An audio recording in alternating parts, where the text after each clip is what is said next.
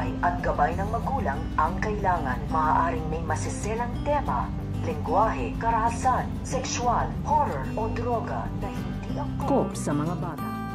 Dahil sa ginawang pambabastos nito nga ni Bong dito nga kay Babos at panggugulpi dito nga daw kay Celso at sa pakikipag-away nga nila dito nga sa grupo nito nga ni Tanggol ay hindi na nga ito mapapalagpas ito nga ni Chief Espinas. Kaya pahihirapan nga dito at parurusahan ito nga ni Chief Espinas ito nga si Bong at ang kanyang grupo. Dahil pagkabilin-bilin na nga nito nga ni Chief Espinas dito nga kay Bong na wag nga daw na ditong gagalawin ito nga daw si Tanggol dahil sa nga daw dito ang makakaharap nga daw nito. Kaya pinaparusahan na nga dito ng gusto ito nga si Bong nito nga ni Chief Espinas. So ito naman si Bong ay nagmamakaawa nga ito dito nga kay Chief Espinas pero hindi nga sa dito pinakinggan. Kaya nga ito nga si Bong ay naiisip niya dito na matatapos na nga din daw dito ang kanilang paghihirap dahil isasagawa na nga nila dito ang kanilang pagtakas at pagpaslang dito nga kay Chief Espinas at dito nga daw sa grupo nito nga daw ni Tanggol. So ito naman si Rigor ay nag-uumpisa na nga ito na mag-imbestiga ito nga sa mga namumuno sa kulungan, lalong-lalo na nga ito nga si Chief Espinas dahil kailangan na nga nila ditong matuksasan